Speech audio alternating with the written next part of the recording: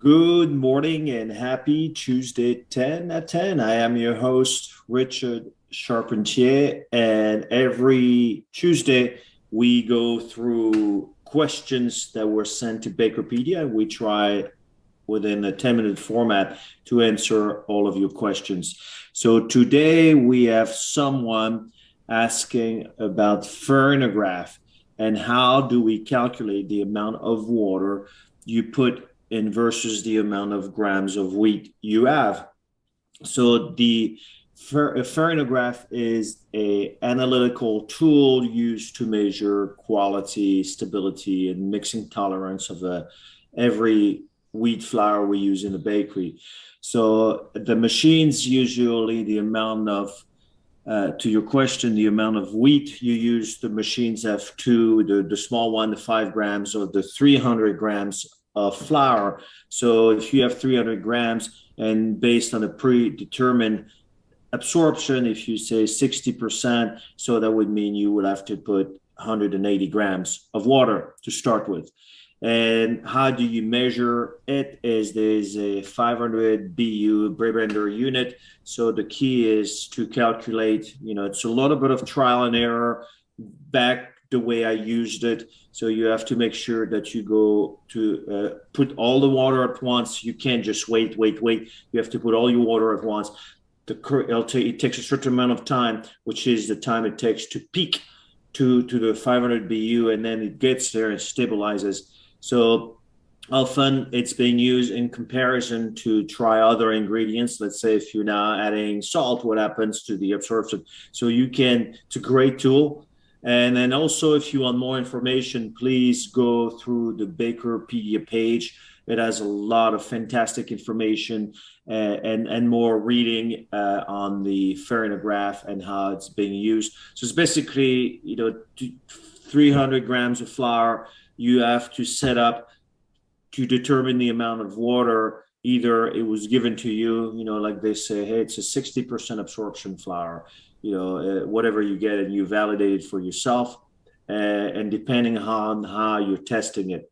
So that's a key. And that I've read online that now farinograph has now machines that takes the guessing work away and as automated basically water dispensing that will calculate it for you. So I'm sure those units can be acquired and added on to your old equipment. But that was an excellent question. Thank you for sending it.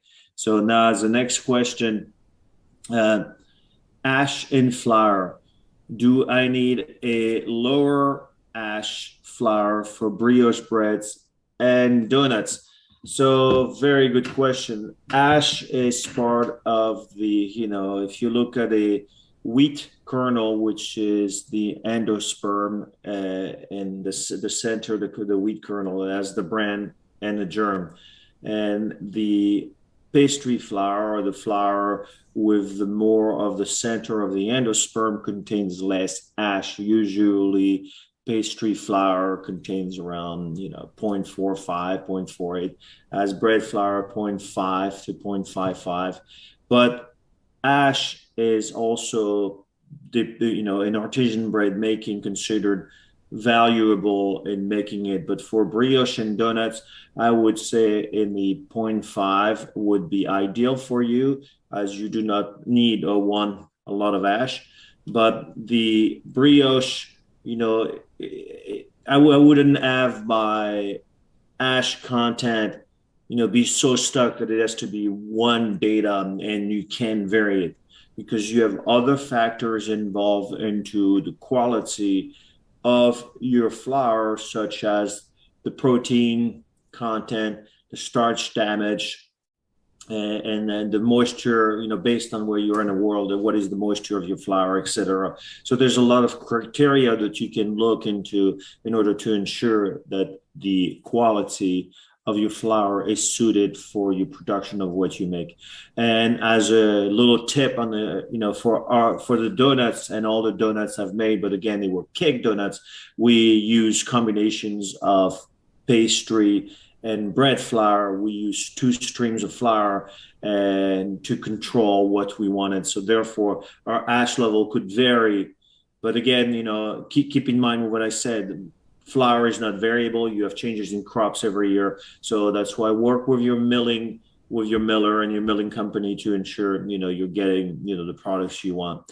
And now for a last question on shelf life, and that I wanted you to basically, I'm making the question. It's basically again, what is shelf life? What is shelf life of product? Shelf life of products, any food products, it's two parts. Often we have questions to extend my shelf life, what do I need to add?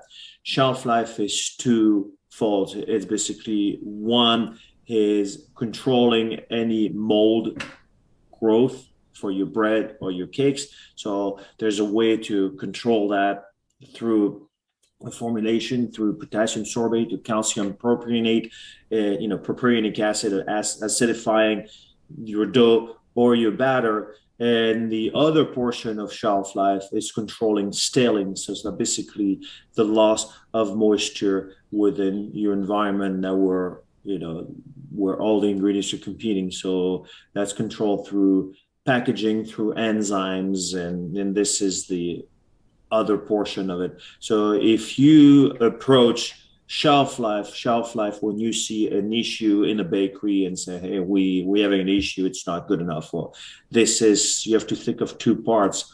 How do you control the mold growth, and how do you control the staling portion of your shelf life of your product? So I hope it helps. And please, always remember, if you need more questions of more information you need to get that is not on Bakerpedia, you can go on the bakery resources page on the Bakerpedia website and request for consultancy work, where you work one-on-one. A consultant will work one-on-one with you and your issues to give you the answers, specific answers that you need. So with that said, you have a wonderful rest of your day. Happy Tuesday and happy baking, and glad to have you listen.